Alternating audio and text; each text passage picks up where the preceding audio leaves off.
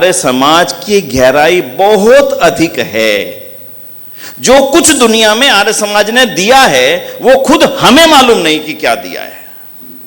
Airport में हम उतरे, नमस्ते बोला फिजी में। कहां फिजी? दूर में। नमस्ते जी। कौन बोल रहा है? वहां का मूल निवासी जो टैक्सी चला रहा है, हिंदुस्तानी नहीं है, नमस्ते बोल रहा है। उसको मालूम नहीं कि नमस्ते कहां से आया, लेकिन वो नमस्ते बोलने में गर्व कर रहा है। उसको मालूम नहीं कि ये देन आर्य समाज की है, ऋषि ध्यान की। उससे पहले नमस्ते नाम का कोई प्रचलन नहीं था। कोई राम राम करता था, राधे राधे करता था, कोई कुछ करता था, कोई कुछ करता था। आज अगर सारी दुनिया नमस्ते बोल रही है तो किसके कारण से? सोचिए, केवल ऋषि ध्यान के कारण से। दूसरा कोई कारण नहीं है, कोई कारण नहीं है। ढूंढेंगे मिलेगा नहीं। ऋषि ध्यान ने अपने ग्रंथों में सबसे पहले लिखा, सत्यार्थ प्रकाश के अंदर लिखा, व्यवहार भानु में लिखा, छोटे बड़ों को करें, प्रथम छोटे करें, फिर बड़े उसका उत्तर दें, वो भी नमस्ते से दें। विचार कीजिए, आज दुनिया अगर वेद की बात करती है, वेद वेद वेद वेद, अगर जिस वेद को ऋषि ध्यान से पहले मान्यता दी जा रही थी यही वेद है, अगर आज उस वेद के उन अर्थों को दुनिया के सामने रख दो तो कौन वेद को मानेगा? बोलिए, कौन वेद को स्वीकार करेगा? कौन करेगा सम्मान वेद का? कोई नहीं करने वाला।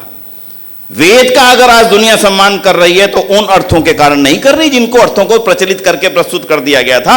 वेद अगर आज दुनिया के लिए वो ग्रंथ हैं जिनके कारण से उसका सम्मान है, उसके ऊपर विज्ञान है, उसके ऊपर शोध हो रहे हैं, उसके ऊपर अनेक विश्वविद्यालयों के अंदर अलग पीठ खुली हुई है, तो उसका कारण केवल और केवल अगर है तो केवल दयानंद है। दूसरा कोई कारण नहीं कि आज वेद का नाम दुनिया के सामने लिया जा रहा है, कोई कारण नहीं है। आज ऋषि ध्यान के अर्थों को वेद से अलग कर दीजिए, फिर दुनिया को कहिए जाइए इन वेदों को पढ़िए। जिसको आप देंगे वो आपके वापिस मार कर आपके माथे पे जाएगा। क्या दिया मुझे? क्या लिखा? देखो सिर्फ क्या लिखा इसके अंदर। कितना गुणगान करेंगे दयानंद का? करते जाइए, करते जाइए, करते जाइए।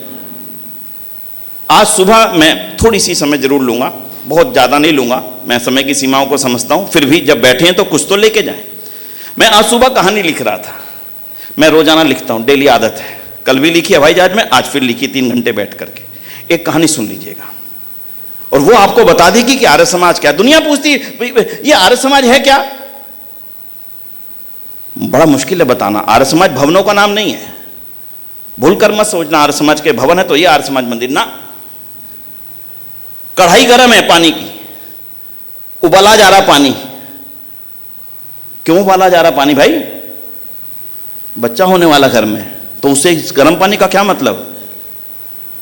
अगर बेटा हो गया तो ढोल बजेंगे, और अगर बेटी हो गई तो इस पानी में डाल करके मार दिया जाएगा। ये सच्ची घटना है, झूठी नहीं है, बनावटी नहीं है। और जिस की घटना मैं आपको सुना रहा हूं ये उसी की कही हुई है। बोली मैं दाई थी और मेरे को डबल पैसा मिलता था इस काम का, मैं भी करती थी। आर्य समाज के सत्संग में लाहौर में जाना हो गया, कर्म फल के ऊपर बात छूट गई। मैं सोचने लगी पाप तो मैं कर रही हूं, मैं अब ये पाप नहीं करूंगी। पंडित जी से पूछा, पंडित जी पाप का कोई सजा का माफ करने का कोई तरीका है? बोले नहीं कोई तरीका नहीं। कोई तो होगा, गंगा में नहा लूं ना, पाप हो तो फिर भुगतना पड़ेगा मेरे को। हाँ भुगतना पड़ेगा ही, कोई तरीका नहीं है। आर्य समाज को उपदेशक से सुन लिया कि कोई तरीका नहीं है, फिर सोचा अब क्या करूं जो हो चुके। बचो आगे मत करना, दाई के नाते पेट भी पालना था, क्या करूं। बोला मैंने ये सोच लिया जो पाप हुआ सो हुआ, अब तो नहीं करूंगी, लेकिन जो मारी जा चुकी हैं बेटियां उनका जो पाप मेरे पर चढ़ चुका उसका कैसे वापसी करूंगी। तो मैंने मन के अंदर एक कसम खाई कि उतनी बेटियों को बचाऊंगी और सही घरों में पहुंचाऊंगी। घर में गई कि आप तो मारना ही चाहते हो ना, मैं इसको जंगल में ले जाकर के मार दूंगी। और जाकर के एक निर्भागी बहन जिसकी बेटी बेटा कोई नहीं होता था उसकी गोद में चुपचाप जाकर के दिया। मुझे लगा मैंने एक बेटी का जीवन बचा लिया। इसका नाम है आर्य समाज। सोचो अगर उसको उसकी जगह यह उपदेश दे दिया जाता कि जो तुमने पाप किए हैं गंगा में नहाने से धुल जाएंगे, तो क्या वो पाप से आगे बचती? बोलो सोचो, आंसर उत्तर दो आप। वो पाप करती जाती और हर बार गंगा में जाकर के नहाने चली जाती, पाप से बचती नहीं। वो आर्य समाज ही था जिसने वो पाप होने से बचाया और उसको आगे पुण्य करने का रास्ता दे दिया। इसका नाम है आर्य समाज।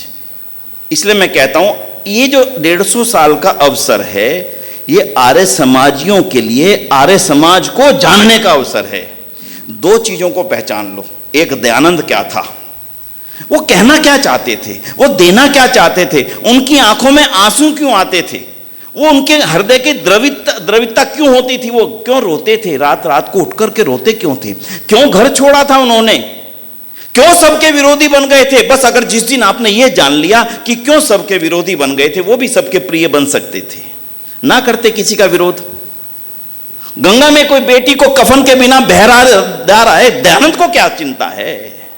और लोग भी तो देख रहे हैं, केवल दयानंद की आंखों से आंसू क्यों निकल रहे हैं।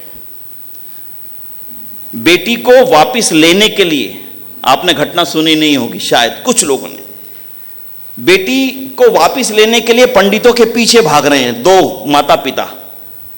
पंडित जी मेरी बेटी वापस दे दो, पंडित जी मेरी बेटी, नहीं, दान दी हुई चीज वापस नहीं होती। पंडित जी कुछ कम कर लो पैसा, नहीं 11 रुपए दोगे तो ही दूंगा।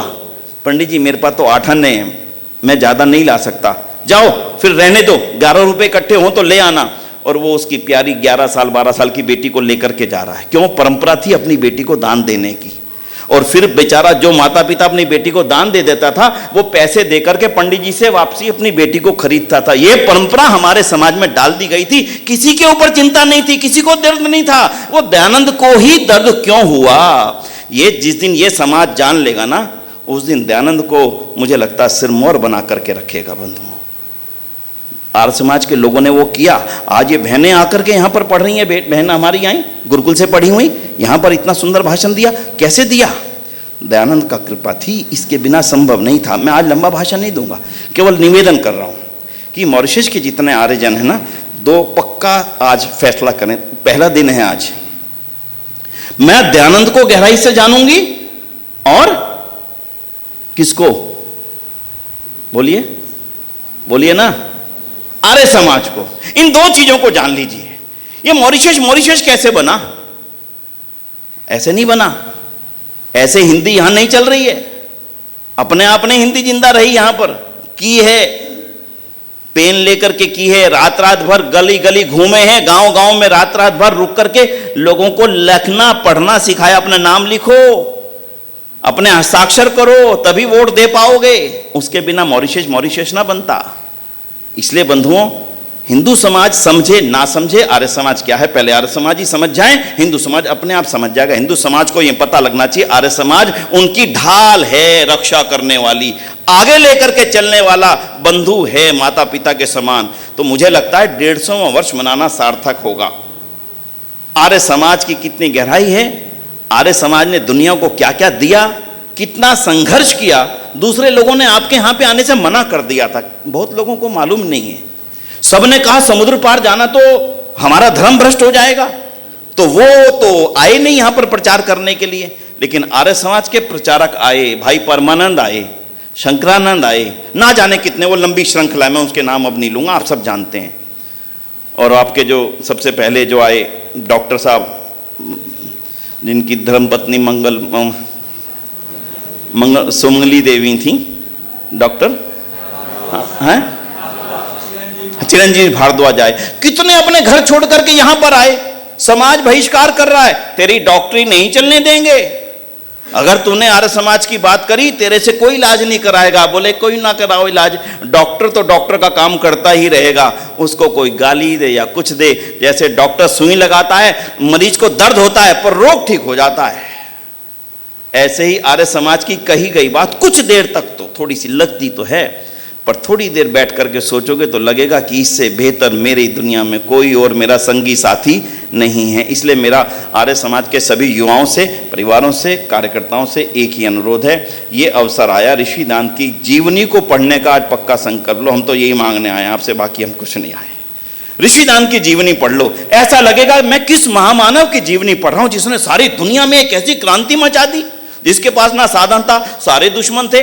आर्य सभा का रजिस्ट्रेशन नहीं होता था, आर्य प्रतिनिधि सभा नहीं हुआ रजिस्ट्रेशन। क्यों? अंग्रेज सरकार दुश्मन मानती थी, ये तो हमारे दुश्मन है, इसलिए ना हुआ रजिस्ट्रेशन आर्य सभा का। तब जाकर के प्रतिनिधि शब्द हटाया गया, फिर आर्य सभा लिखा गया, तब कर दिया रजिस्ट्रेशन। हाँ अब ठीक है। वो आर्य अपनी सभा वाले जो है ना, दिल्ली भारत वाले, ये बड़े गड़बड़ है, ये अंग्रेज सरकार के दुश्मन है, जानती थी अंग्रेज सरकार। कौन नहीं था हमारा दुश्मन? मुस्लिम हमारे दुश्मन, ईसाई हमारे दुश्मन, अंग्रेज सरकार हमारी दुश्मन, कम्युनिस्ट हमारे दुश्मन और हमारे अपने। लेकिन फिर भी परिवर्तन करना है, दुनिया को देना है, दिए बिना नहीं जाना। इसका नाम है आर्य समाज, इसको जानो। बस ये 2 दिन आर्य समाज को जानने की इच्छा से यहां पर रहना, कोई छोड़ना मत सत्र। जो नहीं आए आज, उनको कल लेकर के आइएगा, उनको यहां बैठाइएगा, देखें वो जाने कुछ क्या है। कुछ सब कुछ मैं नहीं बोल पाऊंगा, स्वामी जी बोलेंगे, भाई साहब बोलेंगे और लोग बोलेंगे, लेकिन जानने के लिए बहुत कुछ मिलेगा। तो मैं अपनी बात को, आज अध्यक्ष मेरी जिम्मेदारी दी थी, मुझे तो मालूम नहीं था, तो इसलिए मैं सभी वक्ताओं को पुनः आभार करता हूं। और छोटा सा एक लाइन जरूर बोलूंगा, क्योंकि विषय है, वेद सम्मेलन का विषय था ऋषिदान की आर्थिक चिंतन। केवल एक ही लाइन बोलता हूं। ऋषि दयानंद ने दुनिया का एक भी विषय ऐसा नहीं है जिस पर अपना लेखन, भाषण या चिंतन ना दिया हो। एक भी विषय नहीं, ढूंढ कर लगाइएगा। मतलब अगर हम ये प्रतियोगिता रखें, कोई ऐसा विषय ढूंढिए जिस पर ऋषिदान ने अपना विचार चिंतन ना दिया हो, वही विषय ऐसा होगा जिस पर सब लोग खोजेंगे, मिलेगा नहीं। हर चीज पर लिखा, हर चीज पर बोला। ऋषिदान कहते हैं आर्थिक चिंतन को लेकर के, क्योंकि देश की अर्थव्यवस्था का आधार होती है कर व्यवस्था, टैक्स। और टैक्स के बारे में ऋषिदान क्या शानदार शब्द लिखते हैं, आप पढ़कर के हैरान हो जाएंगे। जो नौजवान साथी हैं, सुनना अगर मेरी बात को हिंदी में समझ पा रहे हो तो। उन्होंने 2 बातें लिखी।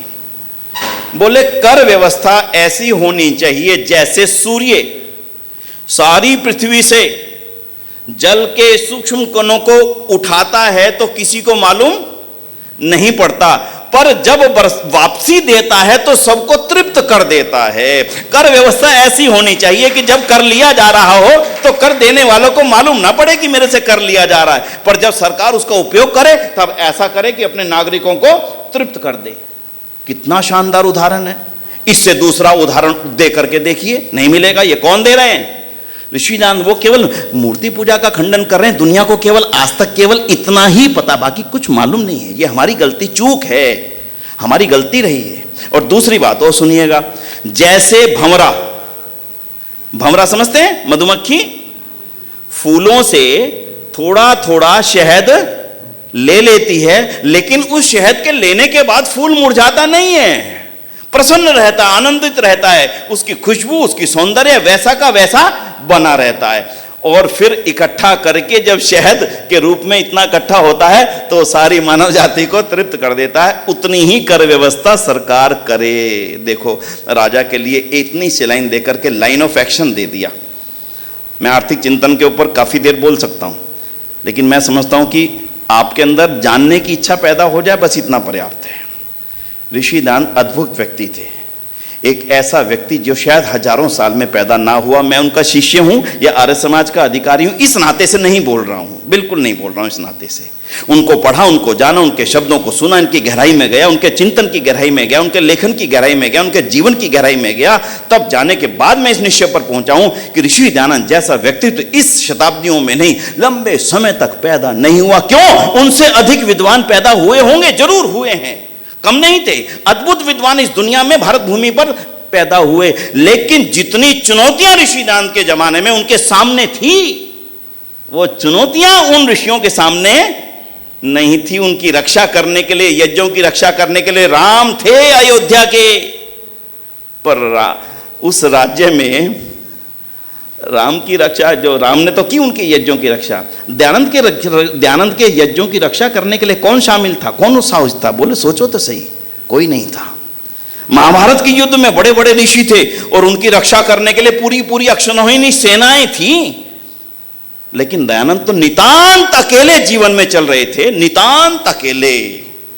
और सारी दुनिया विपरीत हो चुकी थी। महाभारत और रामायण के समय वेद के विपरीत नहीं था कोई भी, और यहां तो वेदों का बुरा हाल हो चुका था। उस युद्ध को लड़ने वाला जो योद्धा योगी था वो था दयानंद। हो सकता उनसे विद्वान बहुत ऋषि हुए हों, लेकिन जो युद्ध दयानंद ने लड़ा इस दुनिया, इस मानव जाति के लिए, वो युद्ध लड़ने वाला दूसरा योगी इस संसार में मेरी दृष्टि में तो पैदा नहीं हुआ। और अगर हम पैदा होने के पश्चात उनके जीवन को जानना पाए तो मुझे लगता है कि मेरे से ज्यादा दुर्भाग्यहीन भी कोई ना होगा। मैं गंगा के तट पर खड़ा हूं, सामने गंगा है और उसके पश्चात भी उसमें स्नान करने का मैं सौभाग्य ले नहीं पा रहा हूं। ऋषिदान के जीवन को ना जानना लगभग ऐसा ही है।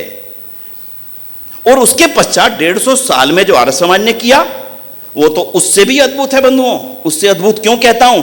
बहुत कम लोग हुए हैं जिनकी शिष्य परंपरा ने दुनिया को बहुत कुछ दिया है। उठा के देखना कोई भी इतिहास, महात्मा गांधी के शिष्यों के नाम लीजिए, मिलेंगे नहीं। 2 3 1 2 3 बस खत्म। मैं और नाम नहीं लूंगा, लेकिन अपने आप किसी महापुरुष के नाम उठाइए, फिर उसकी शिष्य परंपरा के नाम लिखने शुरू कीजिए। नया प्रश्न दे रहा हूं बहन जी आपको भी, किसी का भी नाम उठाइए, बड़े से बड़े महापुरुष के नाम उठा करके उनकी शिष्य परंपरा को लिखिए। किसने कितने बलिदान दिए, कितना त्याग दिया। स्वामी श्रद्धानंद पूरा जीवन दे रहे हैं, दोनों बच्चों को दे रहे हैं, अपनी संपत्ति दे रहे हैं, जो बच्चों के लिए रखी थी वो भी दे रहे हैं। है ही कुछ नहीं छोटा अपने लिए। बताओ कहां से लाओगे ऐसा त्याग? सोच के देखो। लेखराम जानते हैं रेल से कूदेंगे, चोट लगेगी, शरीर घोलासान हो जाएगा, पर जानते हैं कि मेरे भाई जो मुस्लिम बनने जा रहे हैं उनको अगर मैंने बचा लिया तो मेरे शरीर का तो मैं बाद में भी ठीक करा लूंगा। कूद रहे हैं, बोलो किसकी कारण से कूद रहे हैं? किसकी प्रेरणा से कूद रहे हैं? कौन सी शक्ति उनको ये कह रही कि जाओ पंडित लेखराम रेल से कूदो और उन अपने भाइयों को बचाओ? भगत सिंह फांसी के तख्ते पे चढ़ रहे हैं, वो जानते हैं कि क्या है फांसी का तख्ता। अंधे नहीं है, पढ़े लिखे हैं, युवा हैं, उनके मन में जोश है, इच्छाएं हैं। फिर भी 23 साल क्या होती, 23 साल की उम्र में वो नौजवान जानता है ये जो भारत की रक्षा कर, भारत की आजादी का यज्ञ चल रहा है ना, जब तक मेरे जैसी आहुति इसमें नहीं पड़ेगी तब तक ये अग्नि जलेगी नहीं। इसलिए सबको, उसकी मां नहीं थी क्या, उसके भाई नहीं थे क्या, उनके पिता नहीं थे क्या? किसने मना नहीं किया होगा भगत सिंह माफी मांग लो?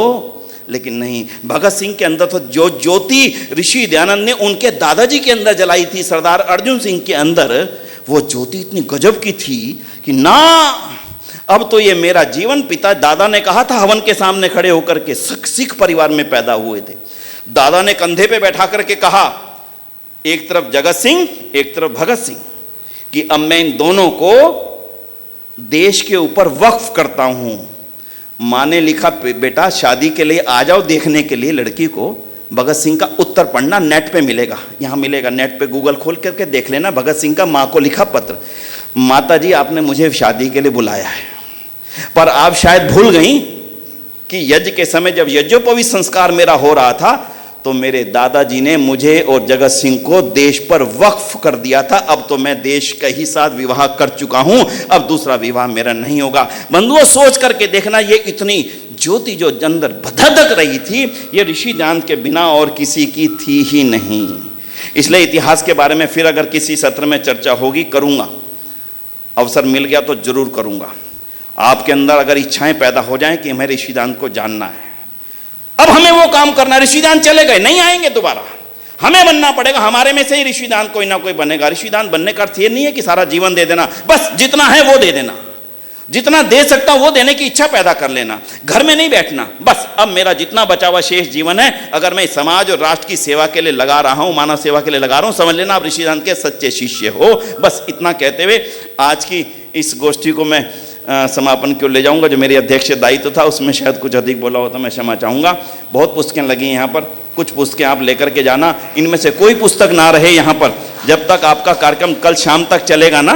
ये जितनी पुस्तकें आर्य सभा मॉरिशस ने छपवाई हैं, ये पुस्तकें लेकर के जाना, अपने लिए नहीं, अपने पड़ोसी के लिए लेकर के जाना। बहन आर्य सभा का बड़ा उत्सव चल रहा है, वहाँ से लाई हूँ, तुम भी पढ़ना, दूसरे को दीजिए। हम दूसरे से बोलना बंद कर चुके हैं, उनसे मिलना बंद कर चुके हैं, बस हम अपने आप में सीमित हो चुके हैं, बढ़ेगा नहीं। इसलिए हमें आर्य समाज को अगले 150 साल का जीवन देना है, इसके लिए 150 साल का उत्सव है। अगले आने वाले 150 साल में राष्ट्रपति जी ने आज बोला, बहुत महत्वपूर्ण बात बोली, बच्चों को जोड़ने के लिए बैठेंगे, थोड़ी देर समय लगाएंगे बैठ करके। और दूसरी बात कि आने वाली चुनौतियों का सामना करने के लिए हम तैयार हैं कि नहीं। दोनों चीज़ें मुझे लगता है उनकी मार्गदर्शक थी। मैं इन्हीं शब्दों के साथ में उनका भी आभार करूंगा, वक्ताओं का भी आभार करूंगा, दर्शकों का भी आभार करूंगा। और जो आप में से इस काम को और आगे ले जाने की इच्छा रखें, वो आर्य सभा से संपर्क करें और वो और ज़्यादा इन चीज़ों को आगे बढ़ाने की अपनी इच्छाओं को रखें। इन्हीं शब्दों के साथ में पुनः आप सभी का बहुत बहुत आभार।